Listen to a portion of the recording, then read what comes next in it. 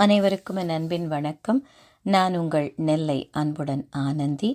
காற்றின் கால் தடங்கள் தன்முனை கவிதை தொகுப்பு நூலில் அடுத்த கவிஞர் யாழிசை செல்வா, தேனி மாவட்டத்திலிருந்து. திருப்பூர் மாவட்டத்தில் வரலாற்று பாடம் பயிற்றுவிக்கும் பட்டதாரி ஆசிரியராக பணிபுரிந்து வருகிறார். சிறந்த சிறுகதை எழுதி தனலட்சுமியின் ரோசா கூட்டம் குழுமத்திலிருந்து சாண்டில்யன் விருது பெற்றவர். ராஜமோகினி என்கிற நீண்ட சரித்திர நாவலையும் எழுதி முடித்திருக்கிறார். இவருடைய கவிதை ஒன்று உங்களுக்காக. அங்குமிங்கும் சுற்றி வந்தவன் அருகினில் தேடவில்லை, பழகிய தோழி என்பதால் காதல் புரியவில்லை. ஒரு அழகான நுட்பமான கவிதை. பொதுவாக ஒரு ஆணும் பெண்ணும் நண்பர்களாக இருந்தால் நம்ம ஊரில் உடனே அதை சேர்த்து வச்சு ஏதாவது தவறாக பேசுவாங்க.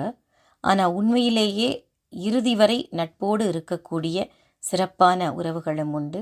அதே சமயம் அந்த அன்பின் அளவு அதிகமாகும்போது ஒருவரை ஒருவர் நினைத்து அவருக்காக வாழ வேண்டும் என்ற எண்ணம் அவங்களுக்குள்ளே வரும்பொழுது, அதில் ஒருவர் காதல் கொண்டு இன்னொருவர் நட்போடு மட்டுமே இருக்கும் பொழுது அவர்களுக்கு அதை பக்கத்திலே இருப்பாங்க, அவங்க காதல் புரியாது.